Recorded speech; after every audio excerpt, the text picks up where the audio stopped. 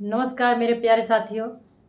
आशा करते हैं कि आप सभी लोग अच्छे होंगे, स्वस्थ होंगे, मस्त होंगे। तो फाइनली जिस चीज़ का इंतज़ार हम लोग इतने दिनों से कर रहे थे कि आपका वैकेंसी कब आएगी, वैकेंसी आई, आपका एग्ज़ाम का डेट आया, एग्ज़ाम हुआ, अभी निरस्त हुआ और दूसरे चरण में भी आपका एग्ज़ाम की डेट आई और एग्ज़ाम हो गया। तो फाइनली रूप से आपका जो एग्ज़ाम 5 दिन में और 10 शिफ्टों में आपका एग्ज़ाम होने वाला था, फाइनली रूप से आपका एग्ज़ाम हो चुका है।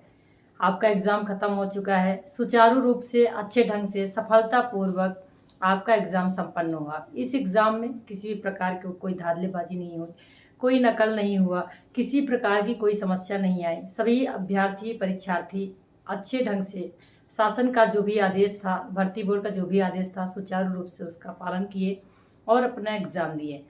तो अब बात करते हैं हमें आंसर की और कट ऑफ की।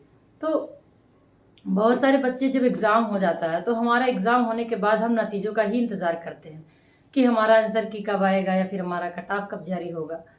तो बात करें हम आंसर की तो वैसे यूट्यूब पे बहुत सारी वीडियो देख करके या फिर किसी न किसी माध्यम से आप अपना आंसर की मिला चुके होंगे और उस हिसाब से आपको लग रहा होगा कि मेरा कितना कितना नहीं हुआ, कितना नंबर, कितना मेरा कट ऑफ बन रहा है, कितना नहीं और कितना मेरा क्वेश्चन सही हुआ। लेकिन मान्य चीज़ ये लगती है कि आपकी ऑफिशियली जो नोटिस आंसर की जारी होती है उसमें कि भर्ती बोर्ड कौन से क्वेश्चन का कौन सा आंसर मानता है, बात ये चीज़ें हो जाती है। तो ऑफिशियली रूप से जब आपका आंसर किया आएगा उसमें क्या नंबर सही होते हैं, क्या क्वेश्चन गलत होते हैं, माने वो रखता है। तो अब हर किसी का बेचैनी आंसर की और कट ऑफ के बारे में बढ़ गया है जानने के लिए।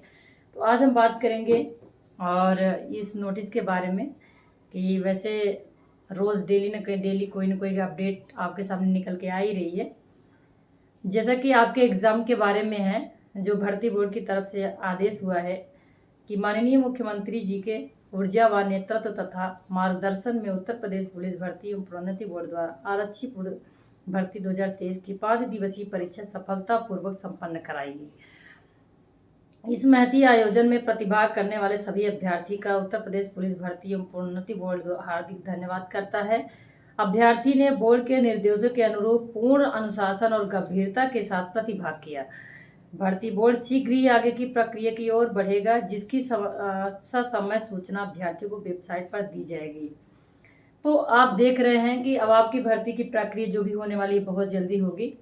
तो अब हम अगर बात करें आंसर की ऑफिशियली आंसर की आने की संभावना, तो पिछली जो वैकेंसी हुई थी रेडियो ऑपरेटर की, तो उस वैकेंसी के अनुसार आंसर की उसका 10 से 15 दिन में आ गया था।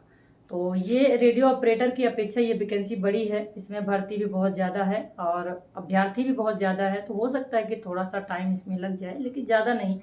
अनुमानित तौर से बात करें तो आपका 15 से 20 दिन या 10 से 15 सितंबर तक की आपकी ऑफिशियली आंसर की आने की संभावना है।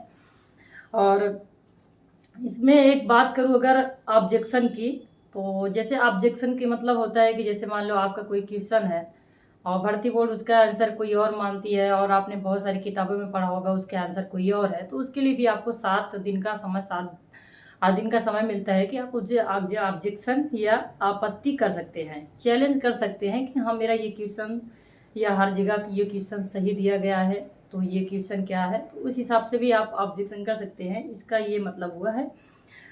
और अगर फाइनली बात करें तो भर्ती बोर्ड अपने पूरी प्रक्रिया में लगी हुई है। जैसे आपका एग्ज़ाम सुचारू रूप से अच्छे ढंग से कराया गया, वैसे ही आपका आगे की भी जो भी प्रोसेस होता है वो भी अच्छे से सुचारू रूप से ही कराया जाएगा। तो सभी अभ्यर्थियों से सिर्फ यही इतना कहना है कि आपका जो भी कट ऑफ बन रहा है उसी के अनुसार आप बैठे मत रहिए, आप अपना आगे का जो भी प्रोसेस हो रहा है आप उसको करते रहिए। और इसके चक्कर में, किसी की बहकावे के चक्कर में मत आइए कि नहीं आपका नहीं होगा, क्योंकि आप अपने आसपास के अभ्यर्थियों के पास खुद ही आप डिस्कस कर सकते हैं कि भाई आपका कितना नंबर बना या फिर मेरा कितना नंबर बना, तो आपको खुद ही अंदाज़ा लग जाएगा कि एवरेज कितना निकल के आ रहा है। तो फिलहाल आपको हर कोई सटीक जानकारी तो नहीं दे सकता, क्योंकि भर्ती बोर्ड जो अपने हिसाब से निर्धारित करेगी उसी के हिसाब से होने वाला है। तो आपका ऑफिशियली आंसर किया जाएगा तो आप उसके हिसाब से आप मिला सकते हैं कि आपका कितना आंसर बन रहा है।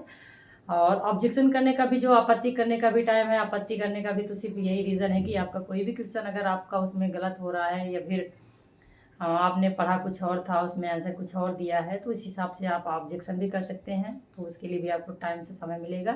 फिलहाल आप आगे की अपनी फिजिकली की तैयारी करते रहिए, ताकि जितना भी आपका नंबर बनता है आपका फिजिकली में किसी प्रकार कोई समस्या ना हो, क्योंकि एग्ज़ाम तो आप दे दिए। दूसरा चरण सबसे बड़ा चरण है आपका फिजिकली टेस्ट देना, जो कि उसमें आपको ग्राउंड में दौड़ना है। तो उसके लिए किसी प्रकार की कोई लापरवाही मत करिए। जितना भी आपका कट-ऑफ बन रहा है आप अपनी फिजिकल की तैयारी करते रहिए। बस यही इतना कहना था। अब नेक्स्ट वीडियो में फिर से मिलेंगे। धन्यवाद। जय हिंद।